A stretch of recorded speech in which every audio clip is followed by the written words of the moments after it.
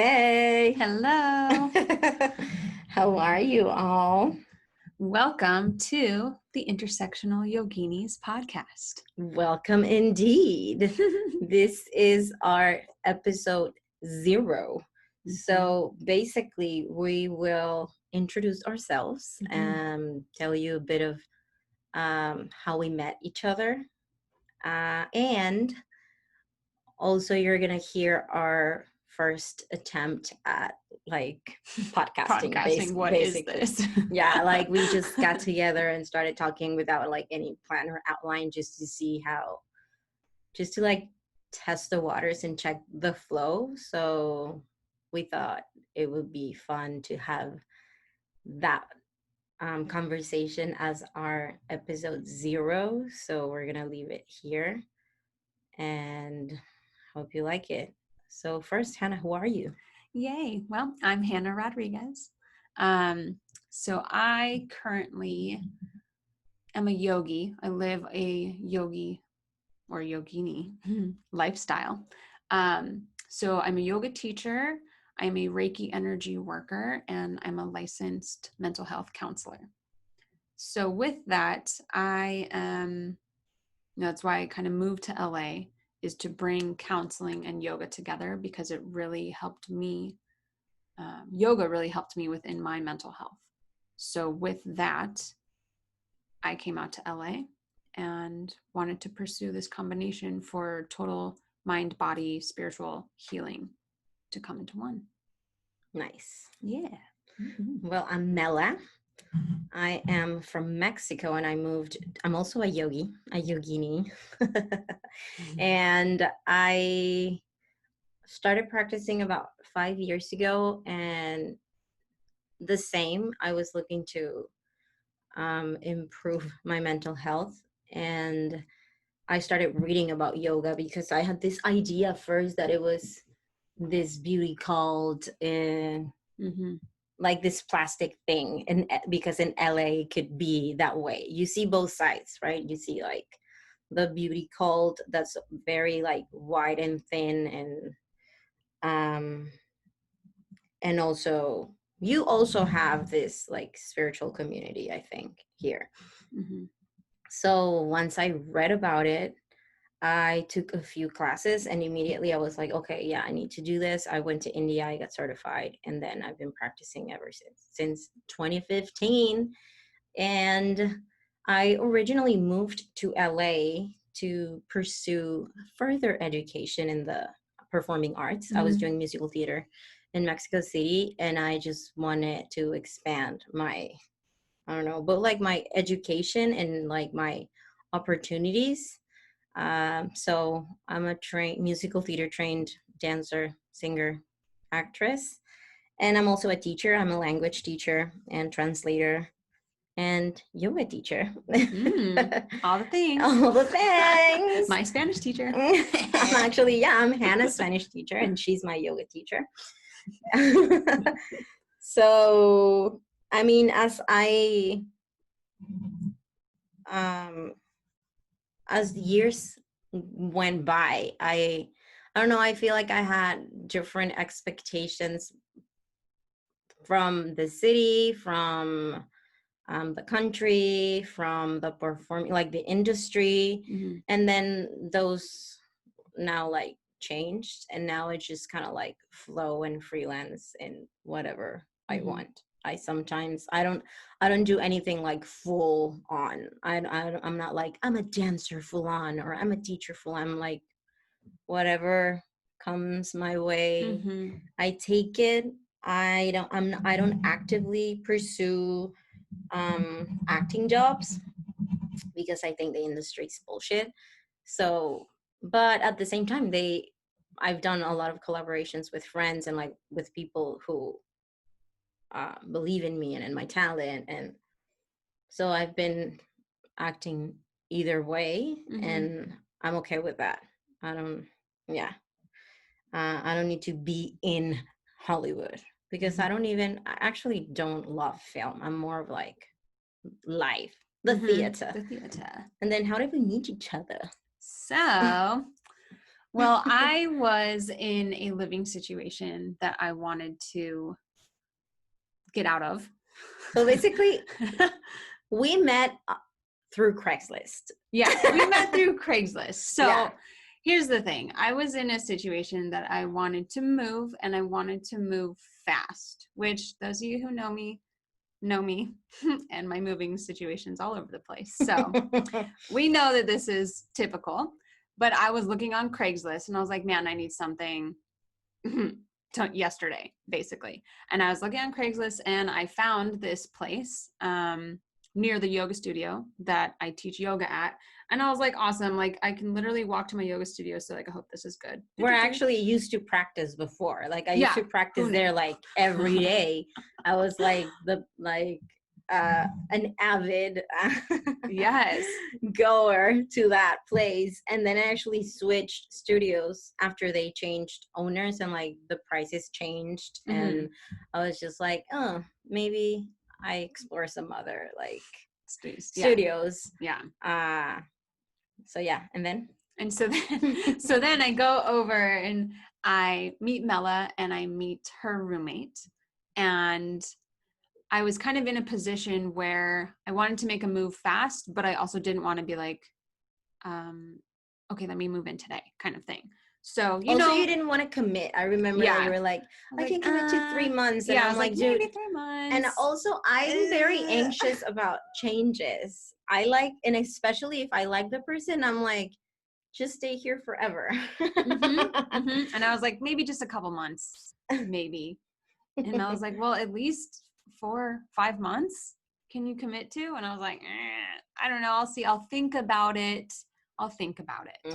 But as I'm, playing coy, like, oh, think about it. In the back of my mind, I'm like, she's a yogi, I'm a yogi. She's a vegan, I'm a vegan. I look around and there's all these plants all over. And I'm like, yes, plant life.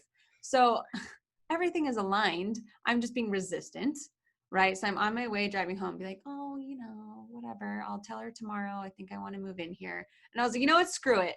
Like, I'm just going to text her while I'm driving, which is not good. Do not endorse that. Don't do it. But I'm like, you know what, Mela? Like, I'm in and let's do this and I'll commit and can we sign up? And then I was roommates. I mean, before that, I was like, wait, because there was this other girl that I've already liked and she was ready to commit to like 6 months was my like ideal time. Because if I like the person, if I'm like 99% sure, I would make it 3 months because then I can kick them out. Yeah. After 3 months. But if I like them, I'm like, dude, 6 months at least. Yeah, like please. Yeah. But then she's like, okay, I can do 4 months. And I'm like, okay. Oh, and then we ended up living together. Yeah. Yep. And so that's how we met. Craigslist. Craigslist. Bringing it works. People together for life. And that was over a year ago. Yeah. I was just realizing that. Yeah. August. Yeah. So now it's almost October 1. So it's a year and a couple months now. Nice. Okay. So moving forward, you guys are going to hear our first conversation that this was pre-recorded. So this was like our first conversation that we had. It was still in my old apartment where you also used to live. Because then Hannah moved out. But then I also moved out a few months after Hannah moved out. And then I'm in a different place. But that we recorded in the apartment that we once shared. Not while being roommates, but that apartment. And we start talking about, so there was this Instagram live in Mexico. I'm from Mexico. And where it was this politician. I think he's the governor. I don't remember if it's like a mayor or a governor of a very like conservative state in Mexico. And he was in a live with his wife, and because his wife, I think she's like a blogger or a vlogger or something. Okay. So they were doing a live thing because they're like millennials. He's young. They're young, and she was wearing kind of like, I don't remember if it was like pajamas, like the ones that are like shorts and like a button shirt thing, but she was wearing shorts. And as she was talking, she had her legs bent and her knees up, and he started like live. This happened live. He started saying like, "You're showing too much leg. You're doing this," and like trying to kind of like tell her to find another angle, or don't show too much. But on top of that, at the end, he said something. He said, literally said, "I married you to have you for myself, not for everyone else." And that really like, ooh, everyone was talking about it. Everyone was like condemning him. Everyone was like sending things like, "Girl, blink twice if you need help," you know, like those kind of things. Because I mean, that's disgusting. So we start talking about that. We link it with like misogyny, and then we start talking about other things, just like, and this is actually how our usual conversations, typical conversation with us in the and kitchen. Then all of a sudden Mela's like, "Wait, are we recording?" And I was like, "No." She's like, "We should be recording this." I'm like, "Okay, this is our podcast." Yes, like this is it. This is the reason why, like, we want to be able to share important topics and our views on them, and why it's like yoginis, because coming from this yogini lifestyle that we both live, but talking about events that really are, you know, drawing conversation between us. This is just how we regularly talk. So, and that I feel directly impacts us, because it has an impact in our society. And I mean, the feminicides that are happening all over the world, and especially in Mexico, it's like 10 women per day, I think, right now. It's linked to that. So I was also, as a result to that, what happened on Instagram, I made a video, an Instagram, an IGTV video, talking about misogyny and how it was linked, and why it was like, what shouldn't be taken so lightly, because even language and intention matters. And also, you're a public figure, you're live.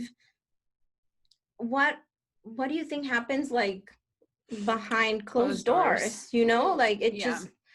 So I mean, I did that, and it sparked a lot of conversations with people back home that are my age. I'm 38, and I went to school with a lot of people that are like 39, 40, like 1980, 1981. I'm 82, but I was in a group with like, in school with like people a little bit older than me. And it's like right at the last frontier of the millennials. I feel like, even like, if you're 40, you're not a millennial anymore, I think, but 39, I think, yes, and 38. So they're like, we're right at that border where it's like, we still went to the library. We didn't have a phone in high school. We had an email in our last probably year of high school, like in 99, 98. And I feel like there's a huge, like a gap between how woke the young millennials and centennials are, and that, and like people my age. And sometimes I feel like they don't wake up, or they don't start joining, or they don't start deprogramming themselves in that sense, or deconstructing, because they don't even understand how. And centennial, for younger people, are just way too ahead of, to like stop and explain and educate like a bunch of almost 40-year-olds. So I was like, yeah, I think I need to like do this. And like I got, I mean, like probably like 15 people that I didn't talk anymore from like middle school or high school, and like third of those were men, straight men, that reached out to me like, "Oh, thank you for sharing this. Thanks for this. I think the same way," or "That was so like enlightening," or this and that. And I'm like, to me, that's like basic stuff.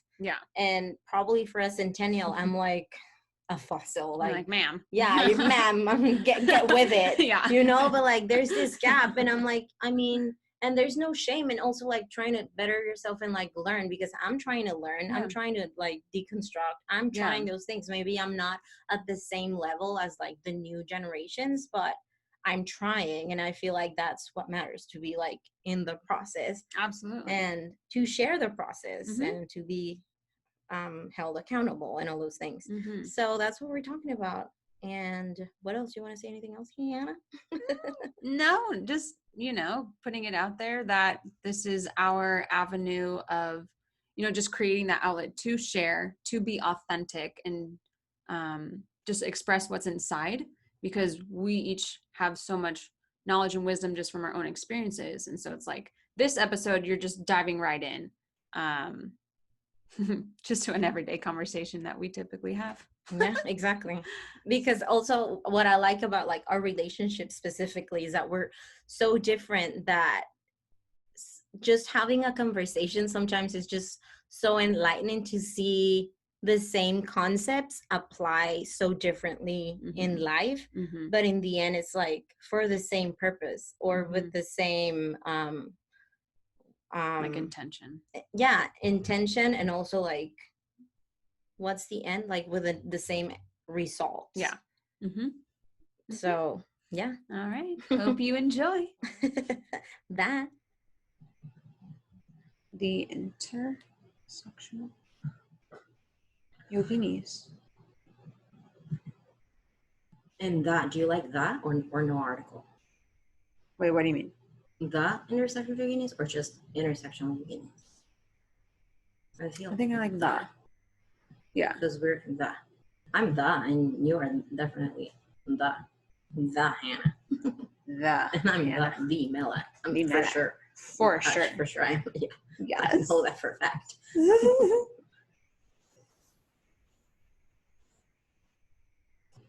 And I love this because I can do my videos in Spanish. Uh-huh. Is yours in Spanish today? Community, yeah, I feel like they need that. And I realized that today too. Like the answers I was getting was like, dude, and these are my friends. Like people kind of like in my circle that I thought were going to be a little bit more woke. And yet they're indoctrinated. They were saying these things about like, yeah, everything's in the tone. You need to say it with love. I'm like, no, you cannot change the tone. If the thing that you're gonna say, this is why I wifed you. You cannot show it. Like tone doesn't matter at that level. Exactly. It's a combination of intention and language.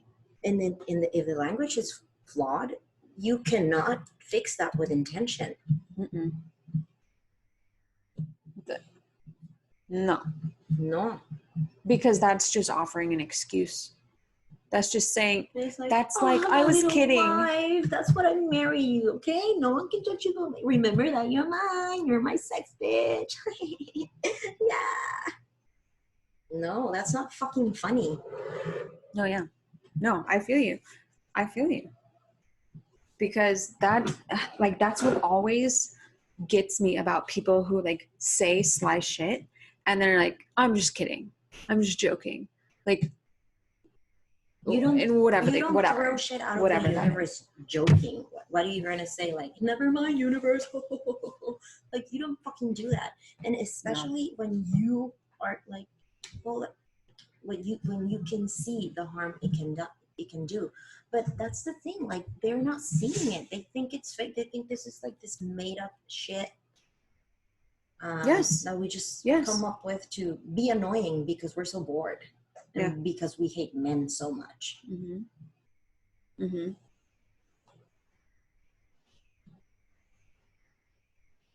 No. It's not a joke. I'm fucking funny. I'm hilarious. And I never have to do that type of joke.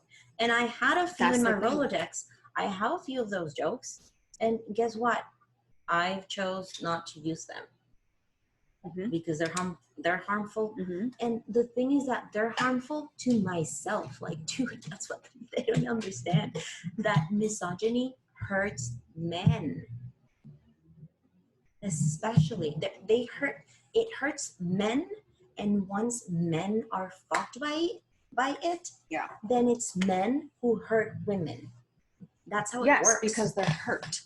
And they need to take it out on something. And this trauma goes into the world through, like, with the straight cis white men first, and then to us, to everyone else. And they don't even want to recognize it, and they think we're whining. And it's like, no, baby, I'm trying to protect you from yourself, because right now you're not doing great. You're hurting. But that's the thing too, and that's something that I talked to my Reiki master about today, actually, was the fact that Reiki is pure light, right? So within a Reiki session, it's not always unicorns and rainbows. It is the awakening or the lighting up or flashlight, if you will, of what's lurking in the shadows sometimes. Yeah. And not everything's so it's not always going to be, oh, this was such a beautiful and magical experience and I feel so great. Maybe, and sometimes yes, if you're already doing the work, then probably yeah, because it feels amazing. But sometimes it's gonna light up some shit that you can't unsee. And that's the thing, is the men have been taught and programmed to hide all this stuff. And now momentum, whether it's from women, whether it's divine feminism coming down. Yes. You know what I mean? Of course. Whether it's whatever it is creating this momentum is now shining the flashlight in all the corners, and you see all the cobwebs and all the spiders and all the things that, okay, what now you looked at that, are you just gonna pretend it's not there? That's gonna get bigger and bigger unless you look at it, clean it up, do something about it, deal with it. Yeah. Shine the light. Yeah. You need the light to get awareness, and you need awareness to take action.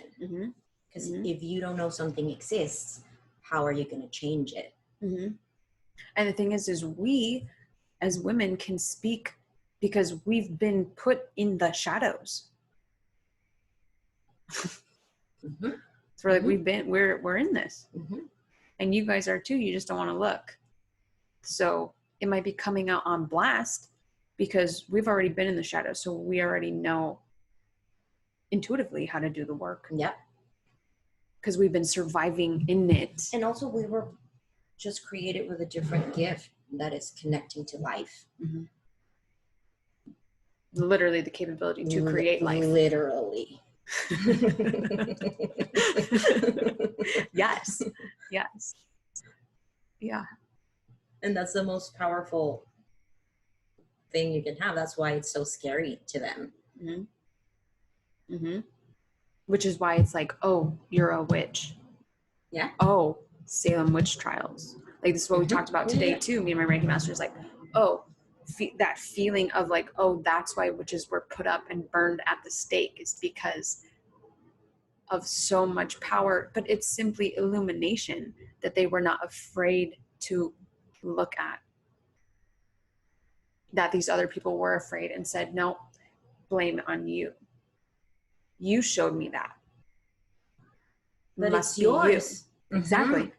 Because you showed me that, it must be yours. You put it in me. Like we have an example. Yes. Yeah. Someone in your life said that to you. Yeah. And it's like, okay. And yet we are all walking around mirrors of each other. So my mirror is going to provoke those around me if you're not looking at something that's within yourself, right? So if I'm hiding from something and you're my mirror, you're going to show it to me. If I don't want to see it, we're going to have an issue. Just as people being people. Yeah. Which is crazy. But so true. So everyone I've been talking to, like, they've all told me the same thing. Like, yeah, I feel there's some sort of something happening, some sort of revolution, some sort of like all of these the same words, the same feelings, the same experiences, and also getting to a break point. Like, yes, I feel different. I feel like I've hit rock bottom.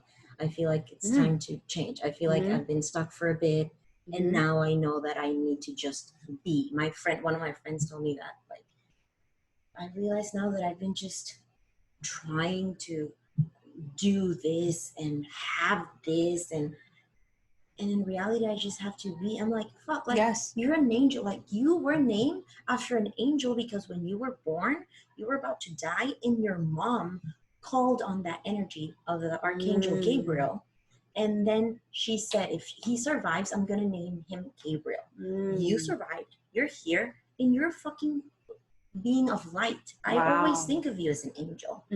Like him, you, and my sister, to me, are like angels in my life. I see them as angels. So what are you doing these things when you can just be? That's your mission in life.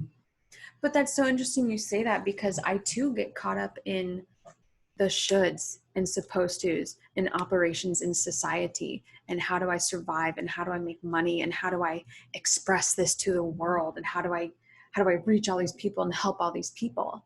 And I too have been settling in through this time of pandemic and through releasing everything, because all of the jobs are gone, all of the income is gone. I mean, luckily the government is providing some income so I can be in a parasympathetic state of being and not in fight or flight, you know? So I have that privilege to be able to sit and then contemplate, oh, I don't need to be trying. I just need to be, because that's the thing. If you, that's what I was saying, like, the pandemic has been probably the best opportunity, like the best, I don't want to say the best time of my life, but I'm trying to reach for the words. Yes. In Spanish, what did I say? Like, but it's like, it's been the best opportunity in my life, because I've made like I've accomplished growth. And then like this transformation that happened like last week, yeah, it felt like I was kind of like resting for like 4 months or 5 months. And I was finding myself, I was finding peace, I was finding what I really wanted, what I felt good being around, what all of those things, just everything was like in pause. So I was able to see it, and there was even like this guilt attached to it that, like, fuck, I know that a lot of people are struggling. Yes. And here I am, by myself in this 3-bedroom apartment full of plants and eating the best food, and in my kaftan, moving slowly with my essential oil diffuser and my yogi music and my chimes and shit. And there's people that are starving, but at the same time, it's like, that's what it is. This is me, I guess. And then the transformation came, and it's like, now I have clarity. The clarity that it's like, I know what I need to do. The only thing I need to do is to focus on myself, to be the best version of myself. How am I going to do that? And this is from Ron Finley. I heard it, and I thought it was, because he's my hero, I thought it was amazing how he says, okay, Ron Finley is this man from Inglewood, this gardener. Okay. He calls himself the gangsta gardener. Okay. So he changed the law of the city of LA for people to be able to plant and like just cultivate plants and food in the sidewalks in the city. So like they're the property of the city, but they were just there naked, like not even grass, not even nothing. They were just there. Just unutilized. Dirt. And people are starving, and their food, like, they don't have access to nutritious food. They don't even have the education to know what nutritious food is. And there are these patches just like they're in perfect LA weather. All the things that you can plant. So he's like, he starts planting, and then the city starts Is he getting he flashbacks? gets arrested. Oh. His gardens get Cloroxed and pulled away. All of those things until finally he changed the law and started teaching people how to do this.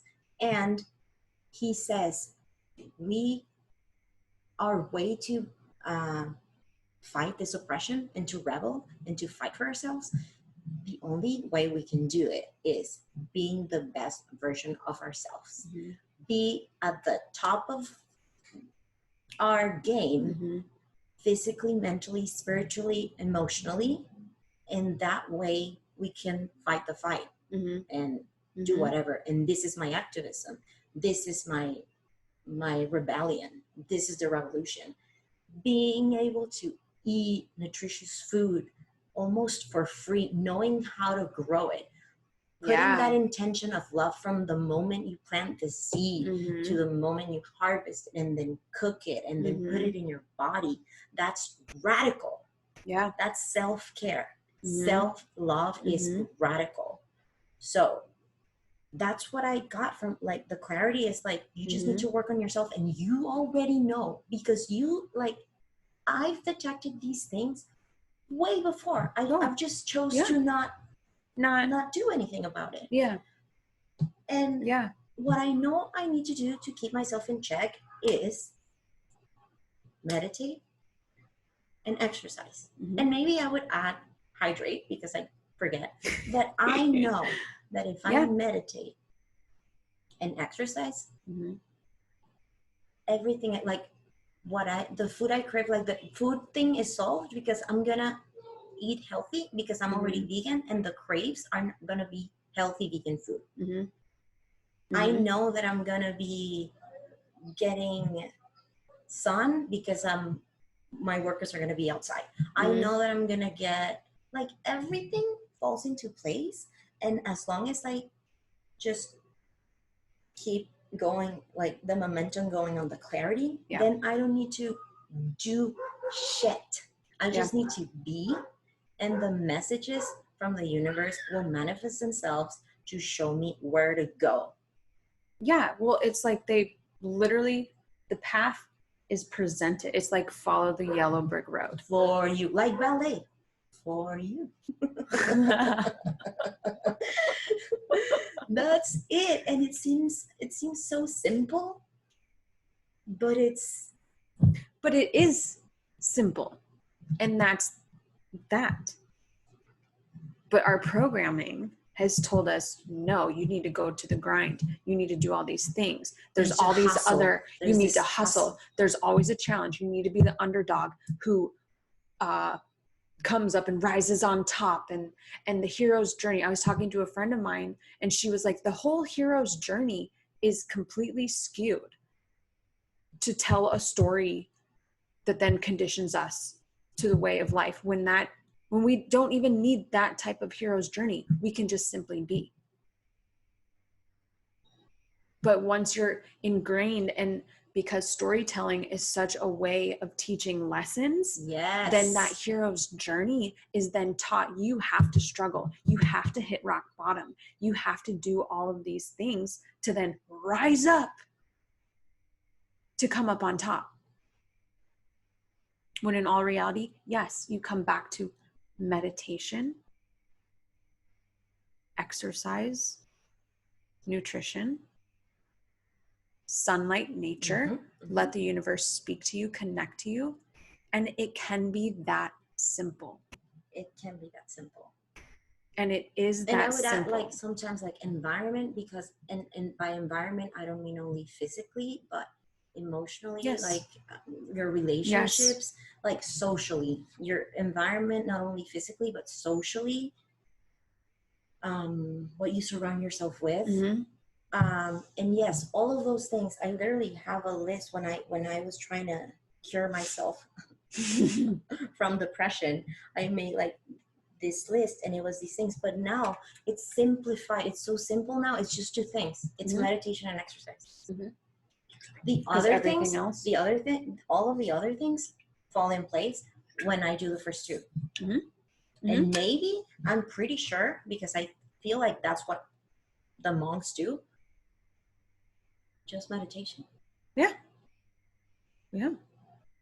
Because That's it. what they don't have, like the monk life, right? If I have the understanding, like they don't have homes, like they're not eating luxurious meals, they're not having all these material objects. They are simply meditating, connecting with the elements, That's and it. reaching nirvana all the time. Which is what we just talked about yesterday. Yes, yes, yes. That it's not this samadhi, nirvana, that is not like, oh, you can only reach that if you're a monk, or only once you die, or blah blah blah. Or only if you're Buddha and you have this like line of ancestors that are behind you who also are all, enlightened. yes, No, enlightenment, that's what it's the word. but and at the same time, and this is very important, you can not only reach enlightenment, but it's an everyday practice. You can Absolutely. also fall down from enlightenment, like Osho. Like Yes. you can fall into the ground, like Luke Skywalker, like Darth Vader shit. Mhm. And if you don't practice, if you don't do the work every day, and your work is not the hustle, it's No. just simple thing. It's meditate, bitch. connecting to self. Yeah. Or the universe. Or the universe. Because they're this, guess what? They're the same thing. What? But yeah, exactly. And that's the thing, is once you're in such a state where you can see yourself in others, when you can see yourself in the universe, in the plants, in the trees, in the water, in the ocean. Fractals. What's that? Do you know about that? What is fractals? Okay, there's like this whole science about it, and I don't know much about it. My friend told me about it, and I don't even want to get into it because just the simple version that she showed me helped me understand. Okay. And I don't even need all that information. I really don't. But it basically is something about how everything in nature, okay, your mind's gonna be fucking blown. Everything in nature, the have you seen, for example, someone's eye, like someone's iris, for usually you can see it more if it's like blue or green eyes or like hazel eyes. It's like the universe. Have you seen that? And have you seen how you can kind of see like the cosmos or something? Yes. Well, every little part of what's in nature is a reflection of something somewhere else in the universe. Green eyes are the reflection of the seas in Jupiter. I mean, I don't know what the fuck what I'm talking about. That like, I'm not accurately saying that. It's not a science fact, but it could be. You know what I mean? Like, if you see the skin of an onion in a microscope, those little hexagons are the fucking bees, like a bee hive.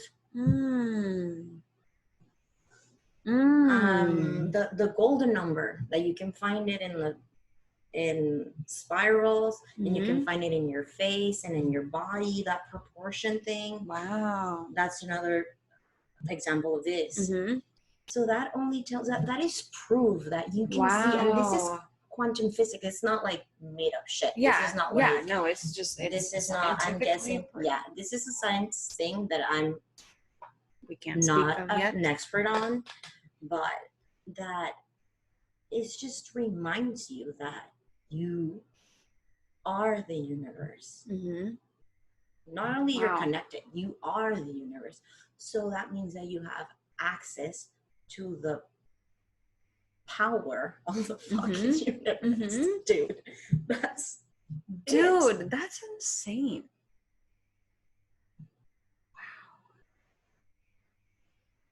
And I know the name in Spanish is fractales. I think in English is fractals. I don't know if I'm making the name up. I know it in Spanish for sure, because she told me this like 2 days ago. And then yesterday I told my friend, and then today I told 2 other friends. And like, I'm telling you, it's been this like exchanging of energy amongst like all of us, like all of the ones that have been already started to be drafted by the universe to be like, yeah, okay, here's the education. Yeah, like here, spread this. Yeah, you know what to do. You've been working for this moment all your life. Everything you've done, like all gaining of your the training, research, gaining the tools, and now it's only funneling toward the people and building the rapport and trust, right? Because people are not going to hear it from, oh, this scientist said this. Exactly, blah, blah, blah. That too. Like, that's my performing arts training. Yes. That's my, like, whatever. Yes. Yeah, I know how to be charming, and I know how to win an audience. And then the universe puts people together because it's like, I don't have that, but I have some other skills. Exactly. And it puts these people together to say, okay, with this, you can reach more of a diverse audience. Because we want to reach everything, the whole universe. Like, so, and we say that all the time. Like, we're always like in awe of like how different we are, and like how we approach things, and like many things are like so different, but yet it's just like from the moment we met, it was just like, yeah, it's my people. Yeah. My team. Yeah. My home girl. My team. Yeah, it's like so interesting to me. Like, I learned so much just by looking at your life, like how you approach life. I'm just like, it's so interesting. And the other day that we were talking, you said the same thing. Yes, you laughed at something I said, and I was like, what? Yeah, because it's the way, because also too, like, again, talking about like how we are mirrors of each other. It's like we are connected of the same, but to see it and hear it expressed through you, coming from such a different background, such a different series of life experiences, it's like, this is so different and so comical to me, because it's like, it's expressed in such a different way, and yet it is of the same. Like my friend was saying that I told you the other day, that she was giving these classes, like, okay, I think I'm going to start giving some online workshops about yogi stuff, but more like the philosophical, like the theory. Yes. Right? So she gathers these people and they all connect, and then at the end they make this exercise about how to integrate like all the different chakras. So the chakras, right? Yeah. Or the 8 limbs of yoga, or like whatever. And everyone has such a different explanation, because like one's a scientist, another one's an engineer, the other one's a dancer, the other one's a student. So many, and their obviously personalities, brains, and learning modalities. Yeah, their learning modalities are different. So she's like, I was in awe that I threw one thing out and I got 10 back, because all of their approaches were like so enlightening to me. It was like, I've never thought about this, but it makes so much sense. And there was 10 different representations of what she explained, what she gave to them. And she got all of that back. And that's also how it works with the universe. Like, you put something out, and that's what you get multiplied. Tenfold. Yes. And a forever student. And an exchange of teacher, student, student, teacher, always. Yeah. Always. I am always in the seat of teacher and student. That's where we live too. Yeah. Because we're teachers. Yeah. Yes. I've experienced that firsthand as well. And perpetual, I just connected with a student that I used to teach before moving to LA. Probably, what was this, like 2010, 2009? And she's now this like amazing, like she's studying history of art, but her Instagram is like amazing. Like, I love Instagram. Like, it's such a great tool. Like, for me, it's like a way of expressing myself. Yes. And I love that I know how people are like, yeah, it can be toxic. Like, social media can be toxic, but you can curate your experience. Just like you can curate the experience in this life. You can curate your experience on any social media platform. And that's what I do on Instagram. I love it. It keeps me motivated. it connects me with people I look up to and admire and learn from. But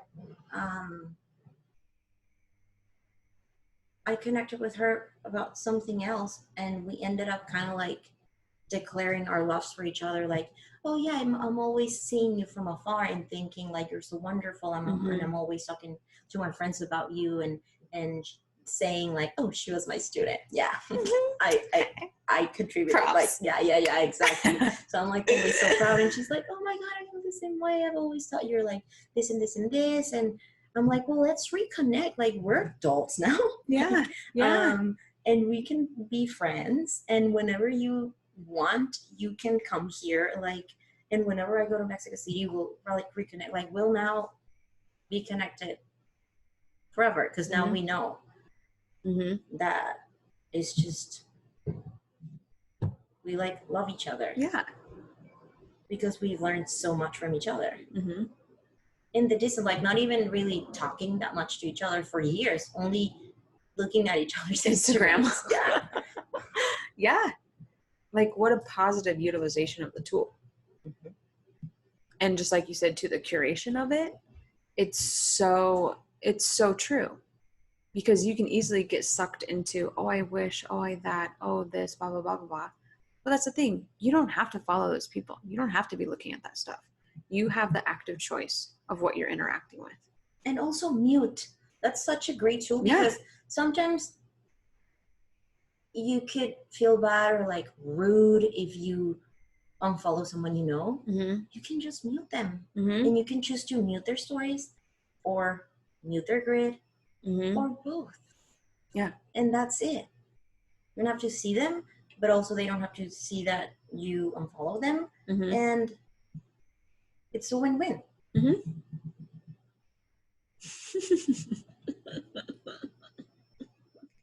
Yeah. Yeah.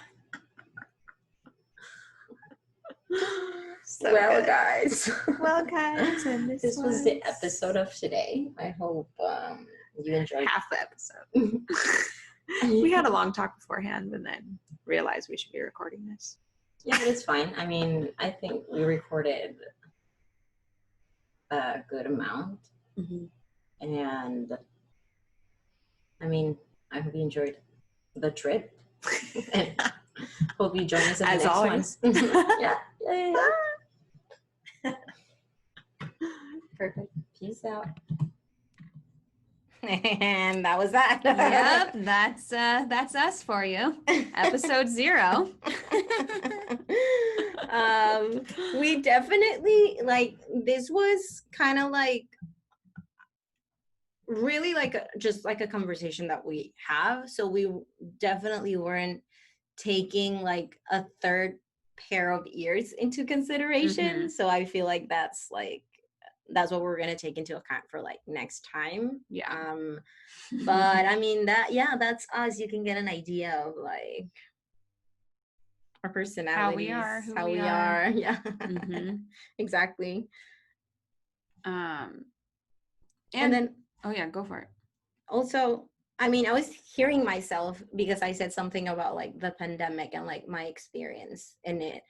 And I was like, did that sound like I was like, oh, it is what it is. Some people are struggling. Like, I mean, what I meant was I was very fortunate that I was able to grow through this period of time and that I had my necessities covered.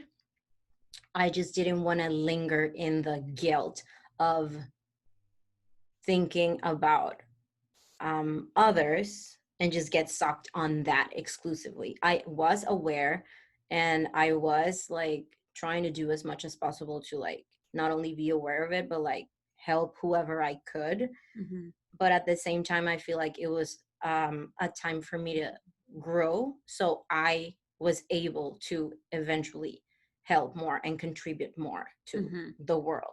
Absolutely. And actually this podcast and my this project that I'm launching October 1st happened because of this kind of like growth that I had over the pandemic. So Mhm.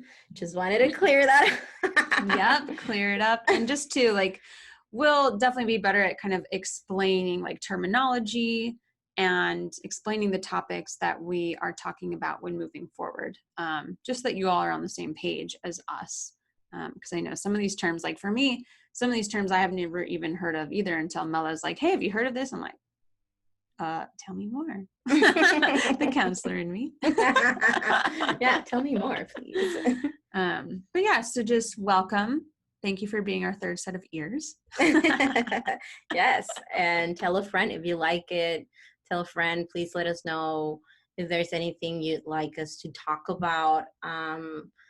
And like we said, we're not experts on anything but our experiences. I mean, Hannah is a therapist and I am a translator and language teacher, and we're both yogis, but we're not, I mean, we want to share our experiences and things that like how we feel about certain issues. But yeah, we don't mean to pretend that we're like yeah, some expert in anything. We're definitely learning from each other and learning more about these topics that are important to us, and then using this as an avenue to spread and share not only information but just also experiences, so that you all don't feel alone, and so that you also feel this connection, yogi to yogi, yogini to yogini, yogi to yogini. Yogi to yogini. All, do you want to say the other one? Yogini to yogi.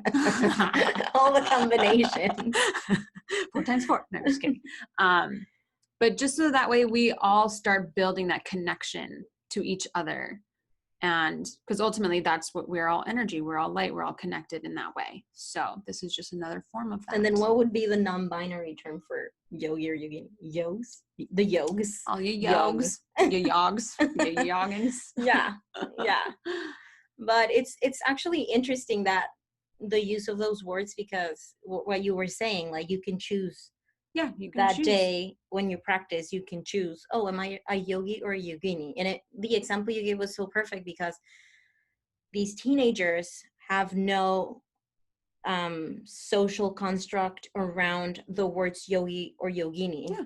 So they choose to be either or. Depending on the day. Do you want to be called a yogi or do you want to be called a yogini? And you get to choose, and you can change it. Yeah.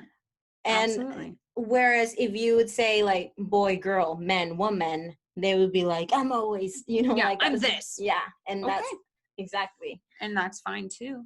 So I feel like that's a very interesting phenomenon. Yes.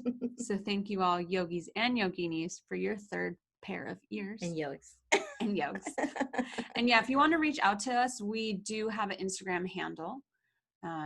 The Intersectional Yoginis. Yep, the Intersectional Yoginis. Or you can find each of us. You can find me at doing yoga with Hannah. And me at Yes Mela Lopez. And also my new account on Instagram that's called Spiritivism. Yeah? Yeah. Spiritivism. All right. This was fun. See you next time. Bye.